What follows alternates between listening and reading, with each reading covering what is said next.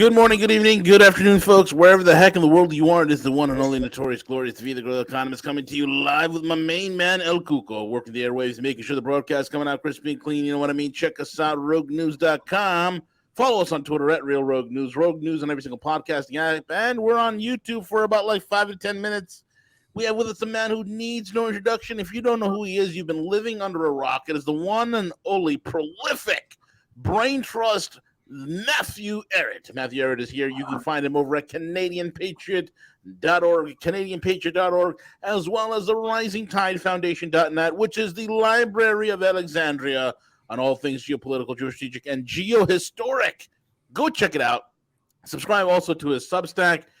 And when you sign up, you will be alerted to when Matthew and his wife Cynthia, they do weekly symposiums on a whole range of topics, deconstructing history and giving you the play-by-play of what happened in the past and how it pertains to today. And most importantly, make sure you get the books. It is so vital that you understand the system that you're fighting for. It is the American system, the modular, multipolar American system that was birthed in 1776. Read all about it in Matthew's book, An Unfinished Symphony, Volumes 1 and 2. And with that being said, CJ, Matthew, gentlemen, how are you guys? Hey, how's it going, guys? Harry Hakkinen, he's one of the listeners here, right? He said, "Good morning, Banana Stand." I thought that was ingenious. I am now renaming all of us in the collective West as Banana Stanians. I am a Banana Stanian, so good morning and good evening, good afternoon to all my fellow Banana Stanians throughout the collective West. Yes, what a great way to start. And speaking of Banana Stanians, man, you got a lot to cover. There's lots going on, so take us where even angels fear to tread, my friend. Well, since some of the demonic forces that we're going to be discussing are not allowed to be spoken of on YouTube, that'll have to wait for later. Yes. But I think that there's just so much going on right now, and I mean the safe part of this conversation, I think, can deal with some of the historical forces. And I mean, you had a little screenshot of my my Substack and the Canadian Patriot site. I really appreciate those little plugs. And I do hope that people do read the book or the book series on the Clash of the Two Americas. One of the Volume 3 has just come out, right?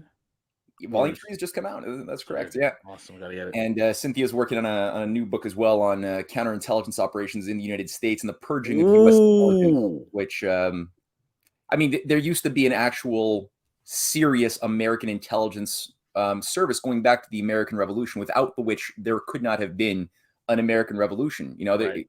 Espionage, counterintelligence, triple agents, people who died with their comrades thinking that they were traitors to the American cause, were their entire time, as we've discovered looking through archival work, the most solid patriots, the most noble people who actually, sacrificed their reputations and really so much more in order to get that type of information to the revolutionaries when they needed it the most, by infiltrating and acting like they were traitors. So I mean, there's so much to history which gives you a better appreciation for the nuance that is shaping the fight today over a multipolar system.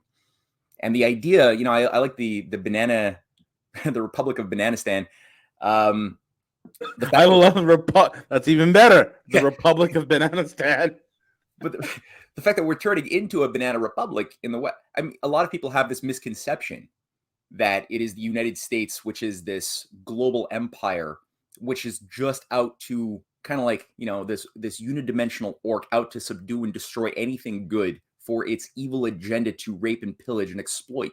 But it's like, this is such a cartoonish and foolish idea when you actually look at this longer wave of history and the expulsion, the destruction of the patriotic traditions, the killing of JFK, the destruction of the OSS, right?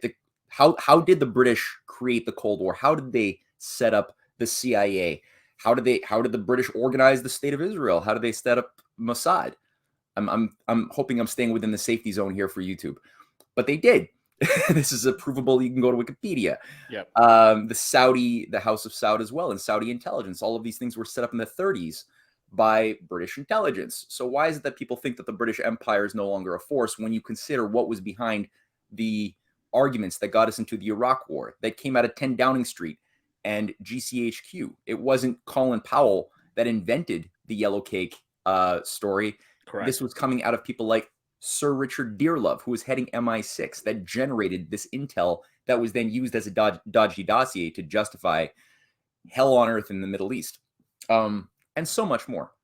So there's a major fight, and the fact that the U.S. has been stripped and turned into a banana republic is, I think, a good sign that it wasn't the U.S. in charge of anything. The actual institutions that gave rise to anything good, that allowed for the U.S. to enjoy the highest standards of living and highest productive powers of labor for the longest time, were stripped down. The U.S. has become less capable of governance, of self-government. The population has never been more annihilated, and they've never had more enemies that want to destroy the United States, right? So who really benefited? And that's the answer to that question, is you can only get it when you realize that the British Empire, as it was understood before 1946 as the primary, agency of global evil for hundreds of years, never went away. It didn't disappear. It's still the same, ultimately the different form, different coloring, same smell though, of the same British Empire that's used its agencies within the United States, its fifth columnists, and that have stripped the U.S. from its historical roots as a multipolar nation. When you read Alexander Hamilton, you read Benjamin Franklin, you look at the topography of the fight of the world of 1776 to 1783. And then again, throughout the 19th century, America was fundamentally premised around a multipolar conception, and its banking system was tied primarily to the idea of long-term development and real-world values. Yep, absolutely. That's what's Matt, on. hold that thought right there, folks. We are going to switch over right now from YouTube directly to Twitch. We're going to be live on Twitch, live on DLive, live on Facebook, live on Twitter, and also on roguenews.com. So if you're on YouTube, you're listening to us, come right over. And this broadcast will be posted later on Rumble. A lot of people asking why we're not live on Rumble. Rumble, actually, we're actually charged in order for us to keep the bandwidth and the type of videos that we do in long form. They will charge us about $12,000 a year to be live on Rumble, which I think is kind of egregious. But hopefully they'll lower that price. It's just not worth it for us to do that now. But come on over, folks. Water's great over at Twitch, DLive, Facebook Live, Twitter, and of course roguenews.com. With that being said, CJ, flip us over, brother.